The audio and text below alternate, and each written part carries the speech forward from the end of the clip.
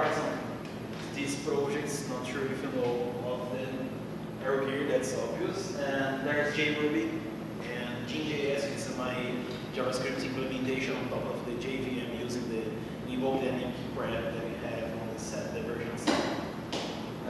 And I can say that from myself that I am an open source addict. And this is a recommendation I give to everyone.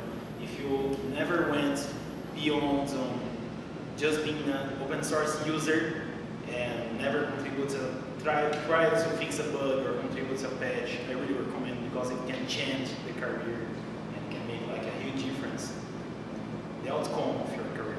So I really it's something that it's good for the soul. And the first disclaimer, I'm a Brazilian guy, so my English is horrible. If you don't understand anything, throw the tomatoes or just ask me to repeat. And that's it. Hey Douglas, can you speak up just a little bit for the camera? Just raise the volume, just a couple decibels. Talk loud. Sure, sure. Yes. Well, my English is horrible, as you heard. And if you don't understand anything, just let me know. And let's move forward.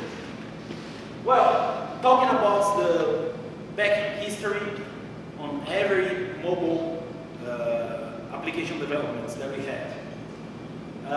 When we think about enterprise markets, is there anyone here that does like enterprise development? Or yeah, it doesn't count.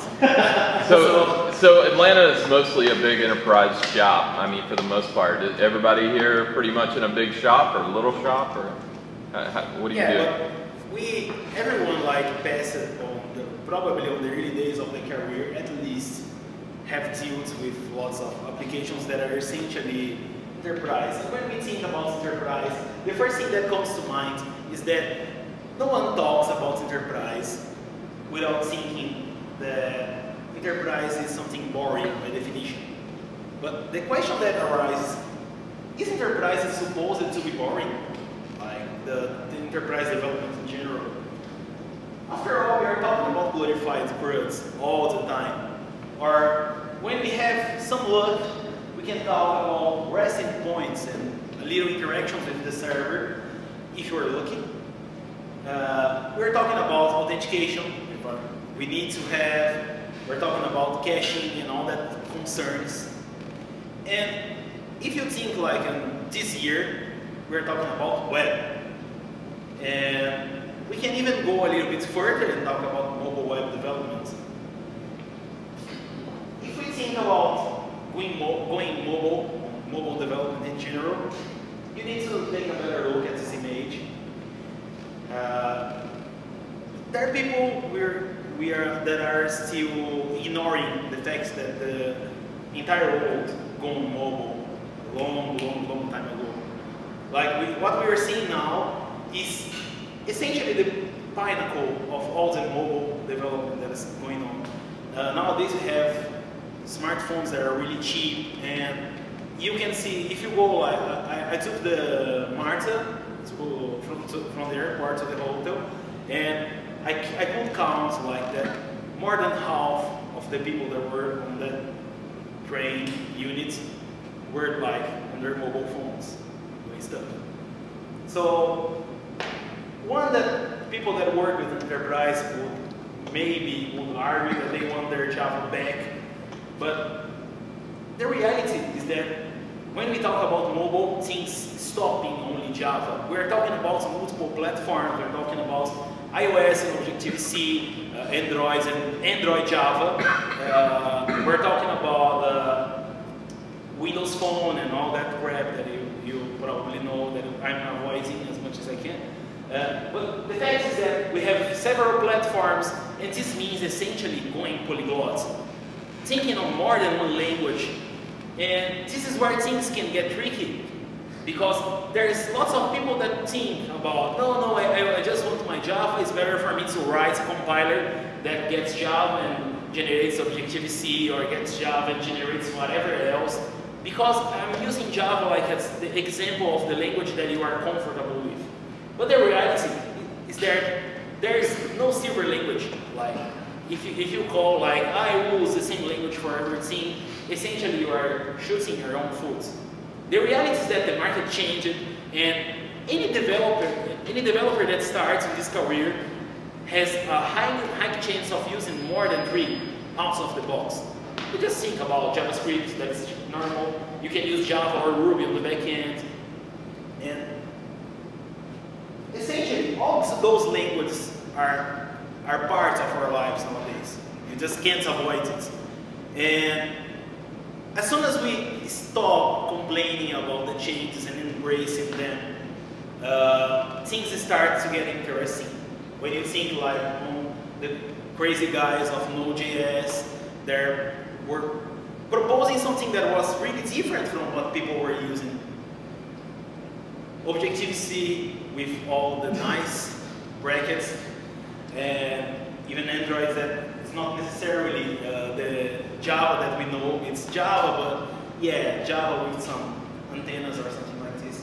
There is JavaScript, that's the language that no one understands.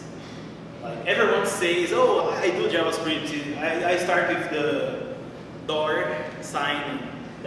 Yeah, that's our. The reality is that JavaScript is a language. It's an amazing language, and people reduce it to jQuery. The reality is that there's much more for us to use. And we have tons of choices. We're talking about several platforms, and when you need to launch an application for an enterprise shop or whatever else, people will say to you, okay, you need to support iOS and Android. And there's so many options that you start having the choice paradox. Where do I start? What should I choose first? And this, for us to evade this choice paradox, we need to start gauging the approaches. How can we approach finding a solution for our mobile development? So let's go a little bit back to basics. Thinking on who are doing mobile development here nowadays? Yeah. The question is, was it easy to start? Like, probably you had a background on developing another thing, and then suddenly I need to do mobile development. Was it a breezy? Really easy? The fact is, people usually complain that it's really hard. But is mobile development really that hard? If we start to look at the reasons on why, we need to look at the market. And the market essentially is web development. As much as you want to avoid it, the reality is that any shop that starts like a project this year, of course, let's exclude the mobile shops, but in general, you need to start a new system like an AeroGear system or whatever else. You will start with mobile. Mobile not, you will start with a web development in general. That's the first thing that came to mind. That's the safe place that everyone knows where to work.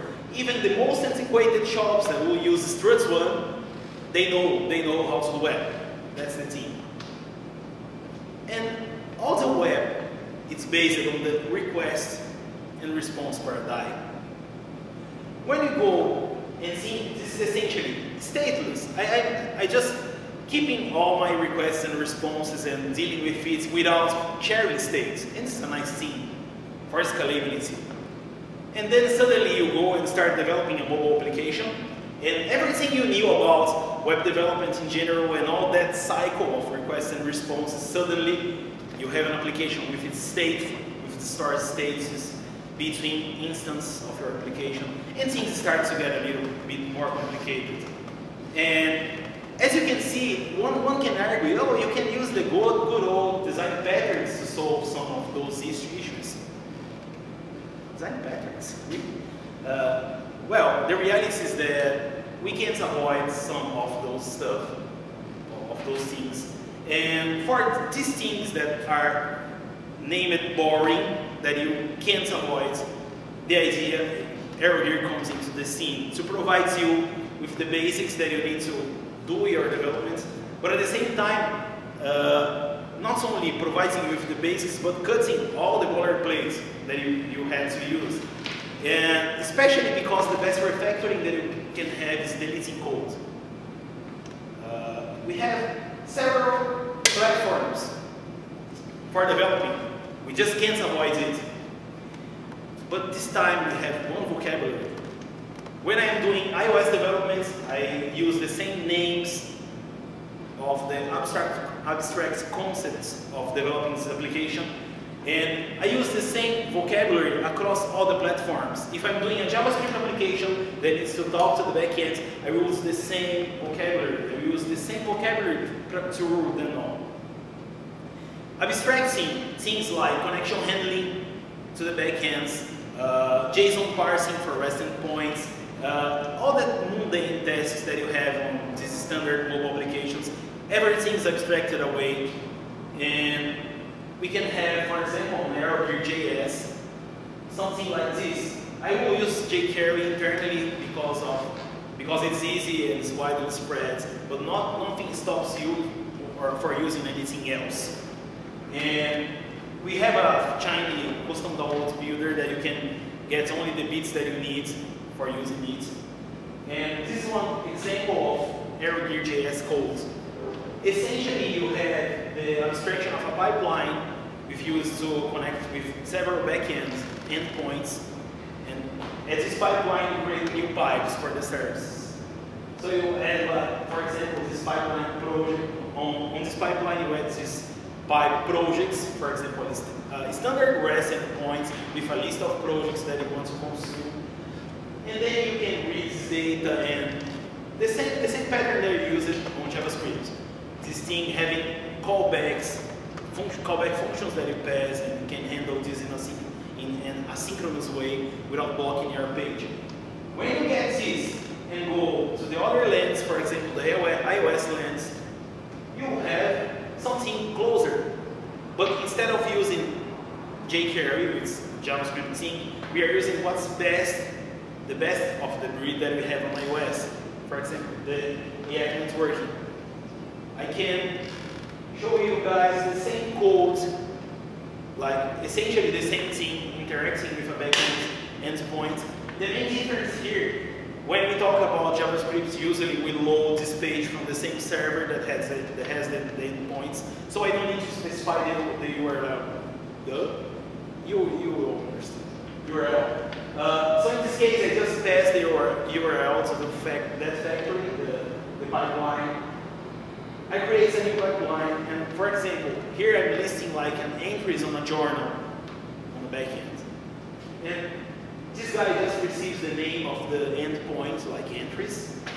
And then I do the same reads that I did on JavaScript and have the same callback-based API, receiving blocks that will handle this data.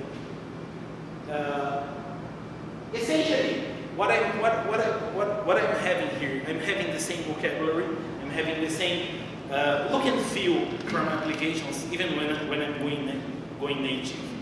And this makes things easier to develop in general.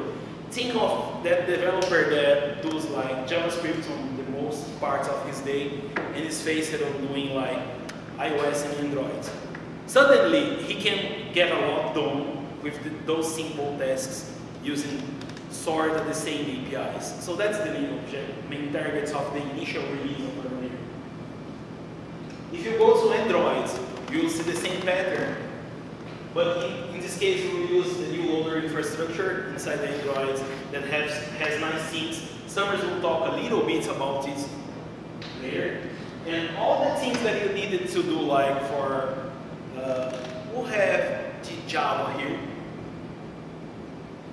Do you remember how it was to parse and do connections to the backend, like Apache HTTP clients and all that checked exceptions and lots of try-cats and verifications, and then you parse.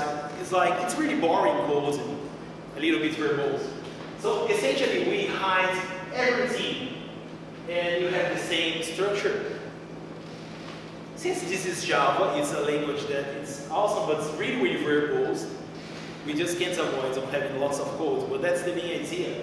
I create my pipeline, pass my URL, then I get my pipe. In this case, since we're talking about Java, I statically type in language, I can pass my bean there. In this case, journal will have all the structure internally, and then I just deal with beans, and all the marshalling between JSON and the objects is done automatically. I passed it for the read method. I have again a callback. It has the own success and failure, and all the same feeling and way of doing this interaction. One of the first results that we had with AeroGear Android was getting an application that was doing already communication with REST backend, and one of the community guys, Campos, who currently was hired for our team, he was like dealing with his application on GitHub and decided to use AeroGear. Essentially, as soon as he puts AeroGear into the project, he could put like 35%. He was like sparing 35% of code. Like the code just reduced it. It's pretty substantial when you think about lots of backend operations in general. But yeah, it's time to show some code. We'll pass to Summers to show a little bit of Android. All right, so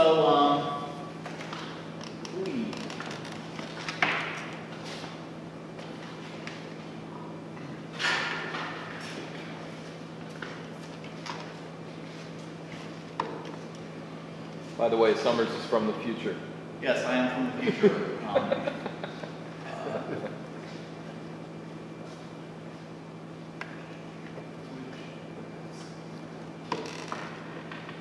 All right, so as Doug mentioned, this is kind of how we would consume web services. And well, first off, Android. For those of you who don't know, Android is a Java is a operating system built on top of Linux that runs a virtual machine called Dalvik that is programmed in the Java programming language. So as Doug mentioned earlier, a lot of what we do in enterprise are glorified CRUD applications. You pull data from the service, you tear it apart, and you throw it into the database. Or you pull data out of the database, tear it apart, throw it into the service. So here is how, in Linux, we will download a list of speakers from the DevNex website. We will parse that list of speakers, the JSON result, into individual speaker objects, and then dump that into a Mongo database. That's one line of bash. And here is the Java that we will use. As you can see, we have our package, net.solid.devnexus.devnexus.demo. We have our import statements. Then we have our character set, we define our void method, and then we're starting to get our connections. And if you notice, instead of handling each exception individually and gracefully like I probably should and giving a really good error message, I'm just throwing it out there, otherwise this code will be really, really long. And then it's just kind of like this, and this, and this, and this, and this, and this, and this, and that. So go home, Java, you're drunk. So Android, and so go home, Java, you're drunk. So now we want to consume these same services on Android. And if Android's Linux, why won't the first one work? Well, when you're in Android, your applications aren't Linux applications, they're Dalvik applications, which are written in Java, typically. This is what you're going to package into the store, this is what you're going to send. Secondly, if Android's Java, then why won't the other one work? Well, Android's a mobile device. You have limited connectivity, you have battery power to worry about, and you also have to worry about the Android lifecycle, which is its own, which is very specific to Android. It's not a Java Swing lifecycle, it's not a web page lifecycle, it's the Android activity lifecycle. For those of you who don't know, each screen on Android is an activity, and activities have components inside of it called fragments, and each has a lifecycle that you have to respect. Otherwise, if you're doing a network call, you rotate your phone, the screen resets, and your application crashes because you don't have the correct lifecycle state. So managing this lifecycle before Android 3.0 was a huge pain in the ass. And this is what you had to do to manage the lifecycle. As you can see, it's a lot of individual steps. So in the case of, and then in Android 4, this got even more complicated because now there are even more restrictions on when you can use networking access and what will happen. And the answer to all of this is to use the loader APIs. So, and this is going into Angular, and let's get that. And so what does all this actually look like when you've got an app? So AeroGear brings all of these things together.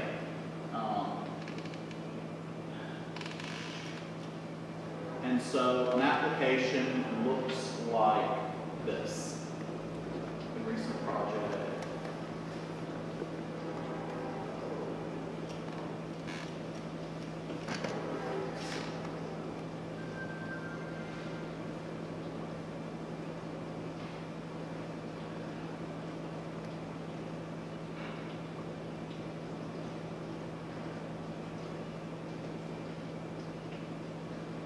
So many projects on this machine, I don't know where they all are.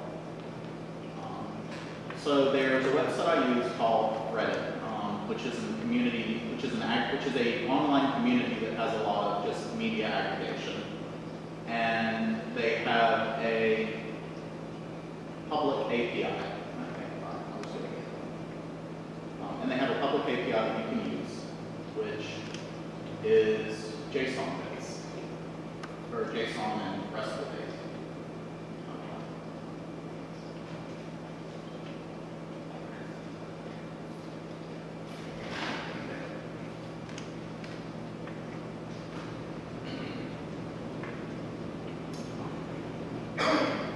So, use the whole open source, no, the talk is not a single slide. I can't figure out how to get this thing to. You asked the question. I'm just curious.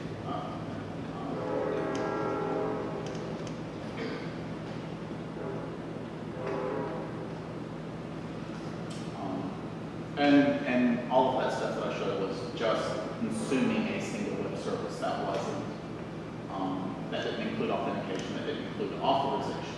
So the Reddit website has a RESTful API that we can use. And I wrote a quick AeroGear application called AeroGear Reddit that downloads stories, lets you view them. It's a really simple Android application. It's available on GitHub. And an application, and so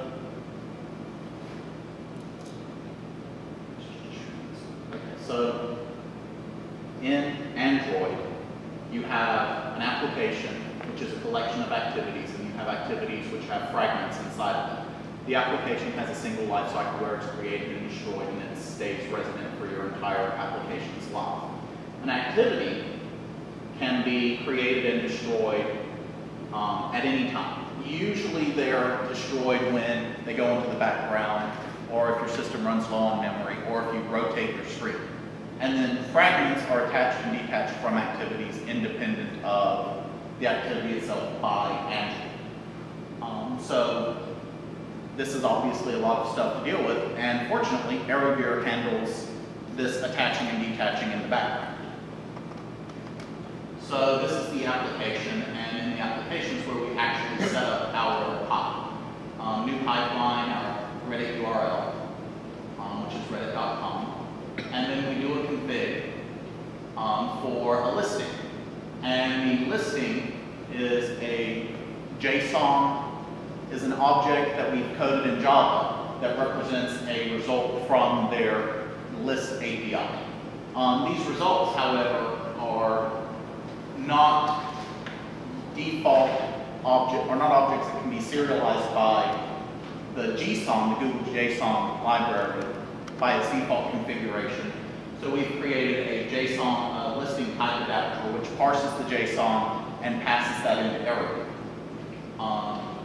And then we just do a couple of other configurations, and then we set up our authentication module into our pipe, and then we create a page config object to be able to page. Oh yeah, AeroGear also supports paging out the files.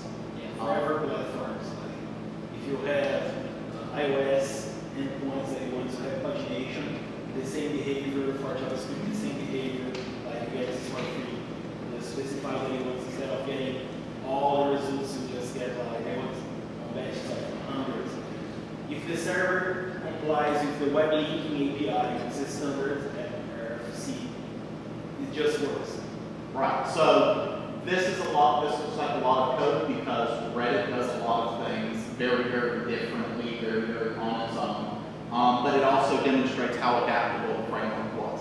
If you are using some of the AeroGear server-side APIs, all of this would be gone, all of this would be gone, and this would be just one line instead of two. And finally, after all of that's set up, we attach to our pipe config for listing the paging configuration and the authentication configuration, and then we can create on our pipeline a listing class. And so this is all well and good, so how does this actually get used? This is where the list fragment comes in. The list fragment is just a list of stories. A list of stories classified in the listing. And on load, when it's created, we call reload, which fetches from Android, which fetches from Reddit, all those things. And this is all of the code to call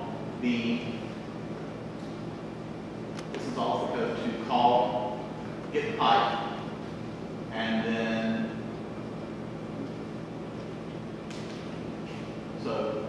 alright, let's go in a couple of days. And this right here is the code which refreshes, which gets your listing pipe from the pipeline. You pass in an instance of the fragment so that it knows what that fragment, so it can watch that fragment's life cycle. And then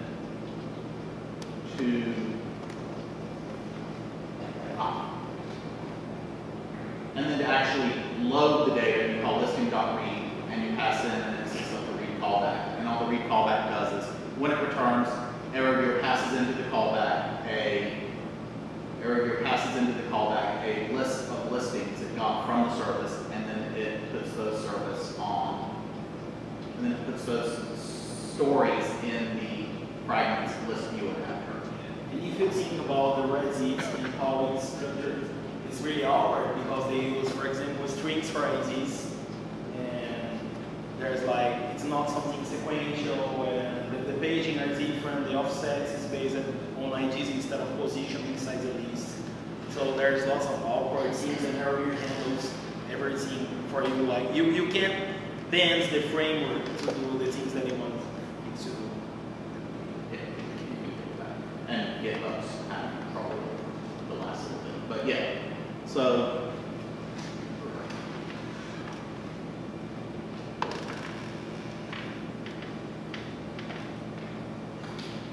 the main idea is that AeroGear has today all this functionality that's essentially the foundation that you can have for your applications to be easier to be developed. But let's talk about the future of what we have next. For AeroGear.next, we have features like unified push, which is our main targets. Have you ever dreamed of having your own pushing points instead of dealing with all the Google team? Or even better, pushing a message and it being distributed between Android clouds and Google clouds at the same time. All the handling of how the devices are authorized or not, and all that setup. If you ever had to do push notification setup on Apple, you know that's really painful. There's lots of steps to do, and we abstract everything away, and there's a very nice API, REST API, so you can even use your favorite language to phone to it. You just upload your PAN certificates that Apple requires and be done. On Android, you set up the GCM credentials, be done, and things just work. And that's the main thing. And not only this, who here have ever heard about Simple Push API from Mozilla? We have the Firefox OS phones that the new generation of the web thing.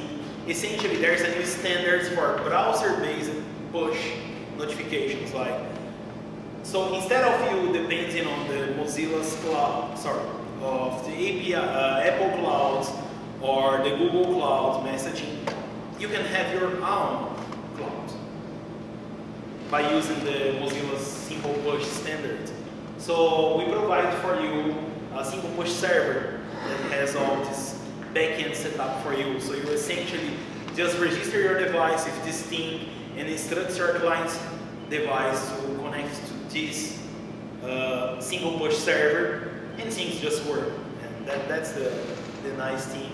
This is being developed in the open. It's open source, and you can follow the development by following us on GitHub and checking our IRC channel. This is like it's something that we really believe that will be awesome for the market in general. For next features on the next versions of AeroGear, we have data synchronization. So the main idea is to have the support for having the connection goes down, and then you have changed data in your application. When the connection goes back, how you will join this data together? Who wins? Someone else altered data on the server. Essentially, all these synchronization things we're trying to figure out what's the best way to give you like this really, or with the minimum amount of work needed to make it work. Another thing is offline support. Like it goes like really closer with the data synchronization, because what matters if you are storing data locally if you can't bring it online later, like via synchronization. So yeah, this works really well together with the data synchronization and allows you to work offline with your device. And together with this, we have the security bits for these offline supports and for data synchronization, because you don't want someone else to tampering with your offline data. So essentially, we're researching ways of having synchronized, signed, cryptographically signed changes inside the data store. So one of the things about offline support, while offline support is a future goal, we do currently have, I'm sorry, my grandfather's calling. We do currently have support for local data storage on and manual caching on iOS, JavaScript, and Android. On Android and iOS and JavaScript, we offer both in-memory caches, and we also offer database-based caches using IndexedDB, Core Data, and the SQLite in Android. And that's currently in AeroGear. Yeah, but since it's experimental features, like they will be properly released on the following releases, like we're making it more battle tested or something like this. And that's it. Talking about AeroGear, that was what we had to share today. If you have questions or want to learn more, you can talk to us or even join our IRC channel on Free Nodes AeroGear. Yeah, that's it. Thank you. Any questions?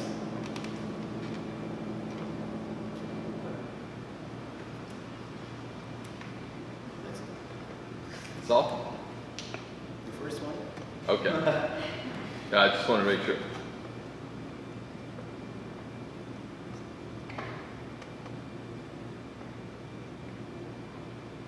Cool. Yep. Good segue into the next talk. It's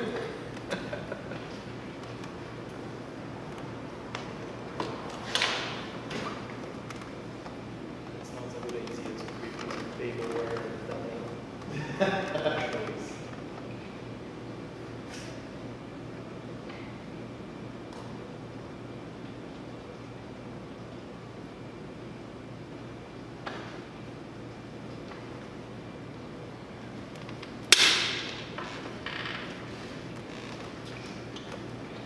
so let's go to the second one. I'll probably run through the first slides for obvious reasons. I am QMX, you all know me already. You know their work for what it has. They're here. This project, I need to talk a little better about it. It's essentially, there was the first JavaScript Brazilian conference, and I was talking there on how hard it is to run JavaScript with the JVM. And from all this research that I have been doing, it born the idea of starting from scratch, since Rhino's code was really complicated to deal with. And the main idea was, let's create a JavaScript implementation following basically three main targets. The first of all, I wanted to have fun, like having codes that was pleasurable to work with. Since we're talking about a compiler that essentially compiles JavaScript code to bytecode, Java bytecode, I wanted to have something that was readable, like having beautiful code. And for this to be achievable, I created dynjs with several internal DSLs to make things more easier to handle in general. So the main idea of this project is like learning something new, having fun, and having readable code. If you ever had the opportunity of opening GCC, do you know the GNU-C compiler? Never open that code, unless you want to die. The thing is so complex and so hard, and takes, like, it's awesome, but come on, like, the thing has more than 10 years of silver tape all over the place, trying to make things work and adding features. There is no project that can survive by bits raw, like years and years and years of added development without refactoring or huge refactorings on it. It's like the code just decays. That's the reality.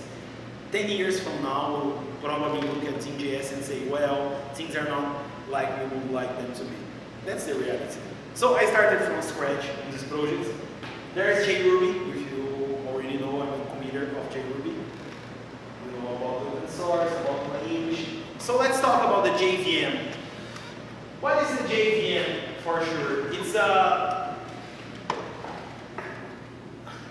It's not a Marshall JVM for sure, but it's the Java virtual machine. It's not a simple virtual machine, it's the Java virtual machine. And when we stress this J word, is that we are really talking about a virtual machine that was tailored for one language to be run on it. And when we think about Java, it's really like the Java, the evil Java that everyone hates. The reality is that I have 99 problems, but definitely Java and one problem. The language is horrible, I know, but there's lots of interesting things for us to study inside the Java language, inside the Java virtual machine. The Java virtual machine is a stack-based virtual machine. Essentially, when we want to model, for example, 1 plus 2 inside that machine, we'll see something like this. First, I have my operation, and then the 2 arguments, or vice versa, depending on how your machine is structured. But in general, let's think about this. Something akin to this, but not really. And let's take a look at how this stack plays. Essentially, I'm pushing 1 to my stack, then I'm pushing 2 to that stack, then I have two items on the stack. And then finally I add these items and have my result on top of the stack, since the add operation consumes 2 items. Let's think about Java bytecode this time. I have the same operations, but I'm using the icons1 operator, which is essentially one of the things that we do lots and lots of times on Java code or any code is incrementing stuff, like increments by 1, increments by 2, decrements by 1. So the JVM has specific bytecode for this, because the processors usually has something like increments by 1. So here I'm pushing 1, then I'm pushing 2, that has a constant value inside the bytecode. And then I'm doing the iadd with sums, these 2 integers, and put there. We're talking about Java bytecode. Like, it's something that you probably don't see every day. And even worse, before this we had a simple addition, and now we have an iadd. This iadd is essentially it's integer add. The reality is that the JVM is statically typed. Yeah, you need the information, all the information about types. And if we think about the simple sum, is 1 an integer? What do you guys think? No, it's not an integer. I'm not talking about Java. I'm talking about another word language that runs on top of JVM. In my language, one suddenly is an object from the class type fixed none. Suddenly, when we think, for example, about Ruby, in this case I'm using JRuby as an example, we're bringing all object-oriented programming to the next level. And if I'm doing like the sum of 1 plus 2, the thing that's happening in this language, for example, I'm calling the method plus on the object 1, passing the object 2 as argument.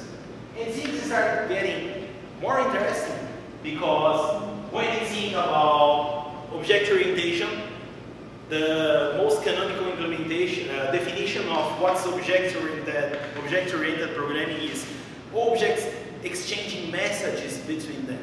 So here I'm sending the message plus to the object 1, passing the object 2 as argument. And things start getting even more interesting. Let's write this in Java. Now Java codes. Isn't it beautiful? Like you just pass like this method returns an iRuby object and receives an iRuby object. This is horrible. But we can't avoid it. It's worse. It fails compiling because I can't have a plus method on Java. Java, why you don't have operator overloading? We love Java. Java is a really nice language, but the Java language is limited. That's the reality. And honestly, that's okay.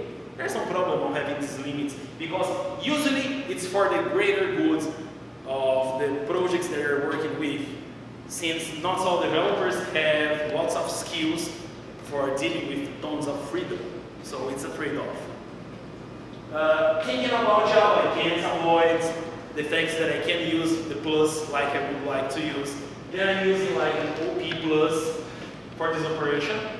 And suddenly my code that was verbose, it gets even more verbose.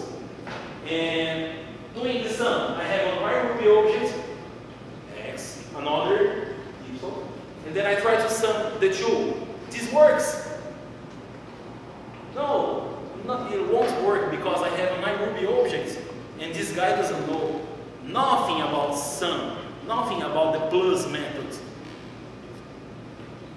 In Ruby, everything is an object, and consequently, I need to treat them like the JVM likes. The Java virtual machine requires all the types, and all the types during the compilation.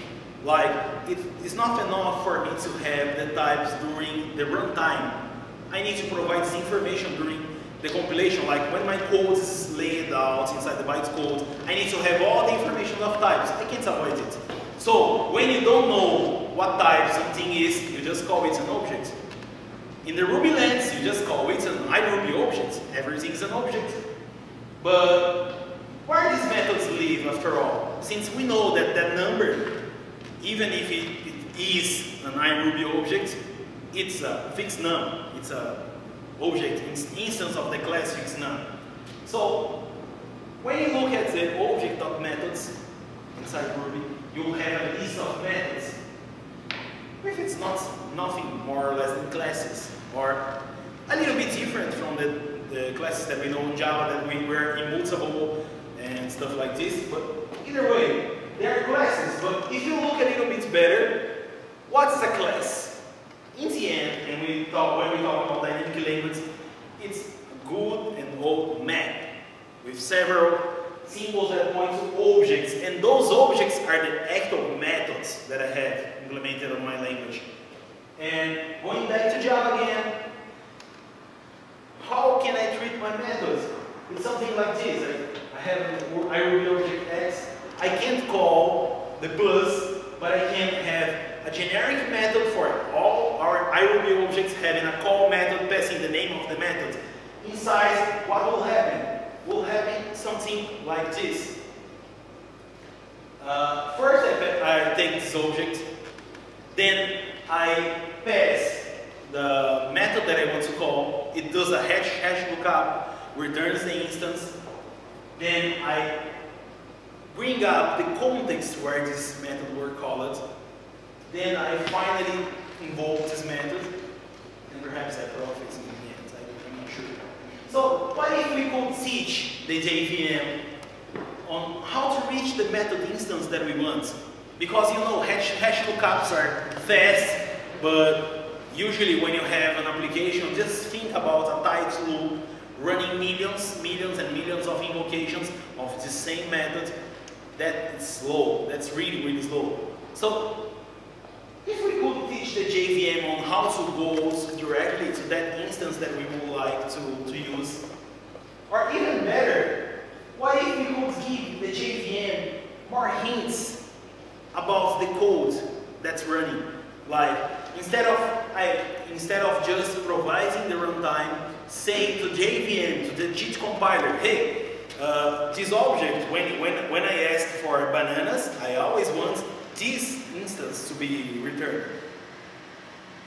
So that's what we have when you call about invoke dynamic with the new bytecode that came on Java 7. Essentially, suddenly I have all the tools I need to teach the JVM on how to treat dynamic language as first-class citizens inside the JVM. So this is the best image that we can have for defining how invoke dynamic works and how it's defined inside the JVM. If this sounds weird, don't worry, we'll get back at it soon. First we have invoke dynamic bytecode on top. We're talking about something that you don't have Java APIs for it. I don't have a new invoke dynamic instruction that I can put on my Java code. If I want to use invoke dynamic, I need to generate bytecode and pronto. I have no option. There is this bootstrap method team. That's weird, but we'll get there. And there's the method handles and the target method. And here things start to get complicated. So we have bytecode, method handles, bootstrap method, target method. Things really start to get nasty. Let's go with method handles just to start. What are method handles in the end? What is this? Can anyone tell me what this represents? The second line. Sorry? I didn't hear, sorry. Yeah, a pointer to a function. That's the idea. So method handles are pointers to methods. It's not like a low-level pointer to a function, but it's very close. The effect is that good old pointers, and thinking about the bytecode, things start to get even more complicated. This shit is complicated, but it's not like the end of the world. It really starts to make sense when we break it down. So I'm doing like a single invocation, virtual invocation, like any method, instance method of any object. And I pass like the method name, which is a constant. Do you remember that thing that all strings on Java were like drawn from a constant pool? Like every time you create a string, you just go inside the JVM on the bytecode, and on the beginning of my code, on the beginning of my codes, I have like all these strings, and I just read them by offset. So essentially, I have the string 39 is the method name, 42 is the signature with types. I need to provide types for the JVM because it's invoke virtual. I need to have the information. When you go to invoke dynamic, things get way more interesting because I have the invoke dynamic instruction, any name that I would like, so I can happily use the plus like I wanted before, and then I just pass the method signature with a big difference. Here I can pass everything as an object, which returns objects, and that's fine. I will pass a pointer to this BSM with the bootstrap method and the signature of the bootstrap method. Let's go slow because this is so complicated. We'll get there. Essentially, the bootstrap method we're talking about is nothing more than the thing that returns a call site. And call site is essentially the place where the invocation of this method happens. So the call site has a method handle, the good old pointer. So essentially, I do all my logic inside the bootstrap methods and say, hey JVM, you want to reach this instance method, which represents plus, and then I say, okay, if you ever see a plus method again, use this instance. And this method handle will point to the target method, in this case, the plus instance that I was talking before. It's kind of like magic. And we get back to the same image. Now I have invoke dynamic bytecode with, on the first invocation, we'll go to ask to the telephonist to do the setup, find where is the instance that I want. Then, after this instance is found, like my target method is found, I will just go and wire this method, this target method using method handles, and these things will be wrapped up on a call site and given to the JVM. After this, the second invocation comes and it goes directly to the target method. So all this setup just disappears. It's sort of like magic, because you can have, in JRuby we had the opportunity of having Ruby getters being faster than Java getters by 5%. Talking about micro benchmarks, that's a lot. And we have some friends in Invoke Dynamic, which are essentially the switch point. That's a very useful feature that came with Java 7. The switch point has a very interesting case study about Ruby constants. You know what? Ruby constants are very interesting because they are inconstants. You can change the value of a constant during the program's execution. Okay, that's really dumb. I really hope that you avoid doing this as much as you can, because it really hurts performance. But the thing is that when you look at this Ruby constant, let's give an example. During my codes, I define on very beginning of my program a constant x, capital X equals 3. Then I start doing my codes, and in the middle of the processing, I change these constants to 4. Before I had this switch point thing, I will need to, every time this constant is like accessed, I need to check it was changed, and doing all the processing and things. When I have the switch points, it's essentially like a fuse, a global fuse between all the threads inside the JVM. I can like just invalidate the switch point, and it will invalidate all the bootstrap logic that we have. So this thing is kind of like, okay, as long as you be nice and never change the values of your constants in Ruby, they will behave like public static final methods in Java. Like, not methods, sorry, fields, like things that really constants. So they are constants. If you change the value, you pay the price, because we will invalidate this call site via the switch point, and everything will need to start again from the telephonist all the time. So this brought through to JRuby a lot of performance. And this is the main idea, making things that were really hard. Before we had these switch points, we were doing like this logic by ourselves, like taking account of where the changes happened and how they were frequent or not, and this kind of stuff. So again, talking about bytecode. One way of making things simpler, there is an API for generating bytecode called ASM. It's really like powerful, but it's really complicated. So I created a TSL, internal TSL, for having like bytecode generation in a more decent way. For example, okay, this code is horrible because it's Java, it's really verbose, it's almost doesn't fit inside the slide. We have something like new code block, and I use that trick of using the pre-constructor, so I can put treat it kind of like a closure. Then I have a define method main, I pass the signature, then I pass the code block with the body of this code, define a string, LC, then I get the methods, I get the fields out inside the class system, then I exchange things on the stack, then they go virtual call on the println, and I'm doing like the help doing all the bytecode operations by hand and makes things easier. There is the invokebinder created by Hedges Charles Nutter from JRuby project, which is essentially method handle API for mortals. The guys that created method handles API were like insanely amazing, smart, and so smart that no one else can use that API. They do things like really thinking heavily on lambda calculus and that kind of stuff, so it's really, really hard to wrap your head around on how it works. Then this simplifies a lot in how is the logic and how things work overall.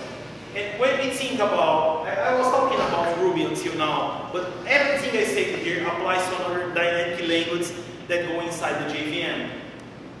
And when I talk about more than one language inside the JVM, I want to talk about the MOP, the Meta Object Protocol. What if you could have Ruby object that has a method being called by a JavaScript object? Like passing objects between languages inside the same JVM without serialization happening. So this is like the heaven, and this is reality today because we have this thing. The interlanguage communication without serialization is possible because of these two frameworks, Dynalink and Refract. Essentially, Dynalink was created by Atlas Szegedi from Oracle, and Refract was created from Bob's team, Bob McGregor did it. And essentially, there are two implementations of this meta object protocol, making it possible for us to exchange objects between JVM languages. It's sort of like, if it quacks like an object-oriented language, you can use it. Like you just call, like for example, get methods inside for some object with invoke dynamic codes, and it just works. All the linking is done behind the scenes. And the question is why? Talking about the future, we could potentially have some tool that takes normal Java codes and converts everything to invoke dynamic.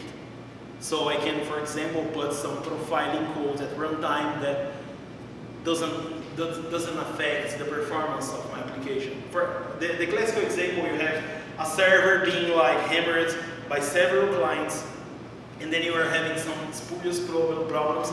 You could, for example, turn logging for one specific set of operations without penalizing the entire rest of the program's function. And that's it. The too long didn't read for all this talk is the JVM support for invoke dynamic is awesome. It allows you to do lots of cool stuff overall, and you can expect to see new things going on this area because like dynjs is using this a lot, JRuby is using this a lot. The other JVM languages like Groovy are moving to invoke dynamic, and this is just like the beginning. There's lots of cool stuff to happen. That's it. Thank you. Questions? Is it possible to take the emitted bytecode from dynjs and package it as a class file? It's on the roadmap. Okay. Currently, we're not focusing on this because we really need to do some optimization and performance before this. Especially when you save. Have you ever heard about the Scala problems of compatibility? The Scala problem? Yeah, like they upgrade the version and suddenly everything breaks. The reason is that they are serializing their class forms to the disk, and this is not they are doing anything wrong, it's just that it's a hard problem to solve. Like when you just save something to the disk, you are supposed to want to use it later, and then keeping compatibility is really a pain. So yeah, it's something that definitely on the roadmap. Can you wire in the Dalvik system so that it consumes the bytecode generated from the stack bytecode for the JVM and produces Dalvik register-based bytecode? Well, for Dalvik, I'm really leaning on the work done by the JRuby guys. There's a Google Summer of Code project for evolving the IR. The JRuby has an internal representation of all the operations there, the control flow graph of all the operations that you have. And the idea is to standardize this thing because they are doing a backend to generate the Dalvik code from this. And my plan is to piggyback and reuse all the work they are doing. But the Dalvik doesn't have any concept of invoke dynamic. Yeah, there's like the thing is that the reality is that you don't need invoke dynamic as soon as you can predict the types. Okay. So essentially the IR does all of the hard work on detecting the types that are going on and can give you decent performance. Of course, if you had invoke dynamic on Dalvik VM, you would have lots of more interesting opportunities. For example, before invoke dynamic existed, on JRuby, during the builds, we get all the system classes, for example, all the standard library of Ruby, we compile it beforehand and generate 3,000 classes with just that invokes from A to B to allow the JIT compiler to inline this code. So like we are really cheating the system and providing like code already read so you can use and benefit from it. So if we had invoke dynamic back then, we probably would avoid entirely all this generation of stubs to make things faster. That's the main difference. It's all about the tricks that I need to do to keep performance to an acceptable level. Any other question? So basically, the invoke dynamic helps somebody trying to run a dynamic language on the JVM. Yeah, but that's only the tip of the iceberg. It's like the most visible benefits. That's what's happening right now, but then you can shell out to something else. I didn't understand. That's what's going on right now, but you're saying the concept can go forward? Yeah, essentially, the concept already grew over because you can do more neat stuff.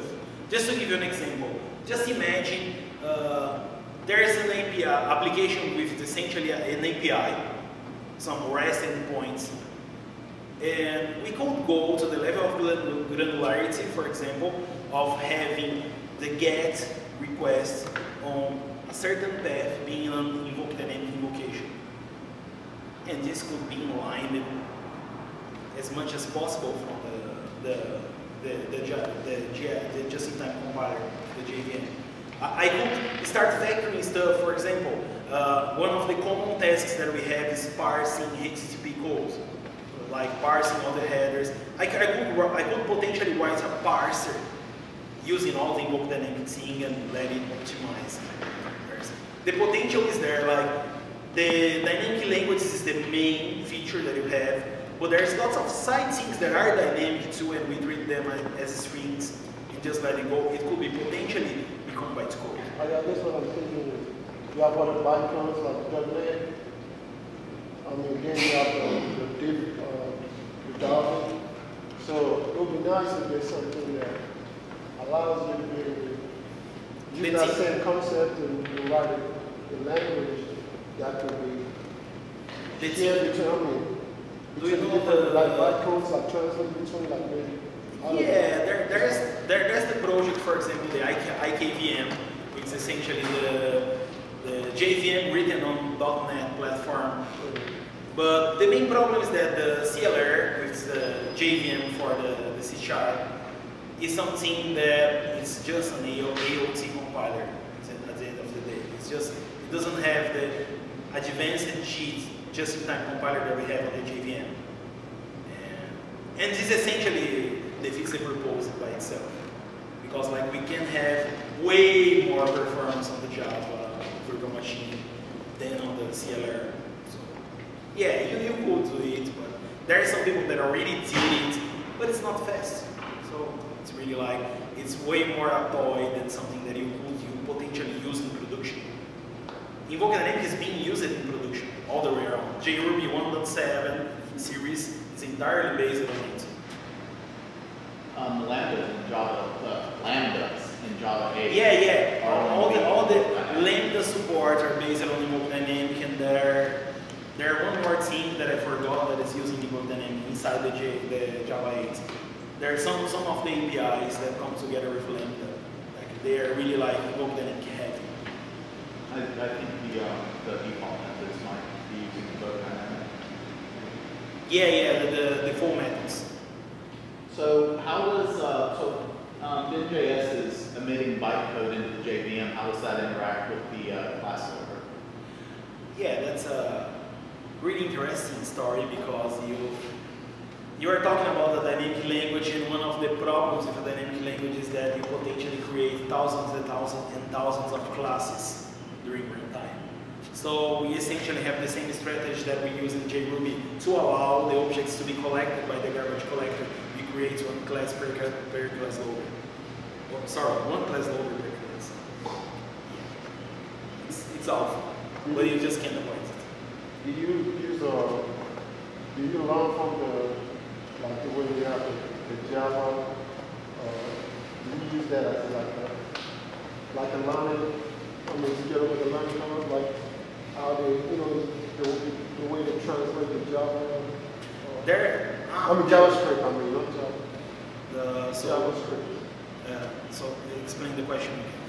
I guess I was saying that the way, the architecture you have, do you learn from JavaScript? How they generate the bytecodes or dynamically? Well, the learning process came from contributing to JRuby project. Like I started in the early days, trying to fix stuff and doing like step debugging forever. Like I remember of the biggest step debugging session was like 14 hours with a pause for lunch, trying to figure out what the heck was going on.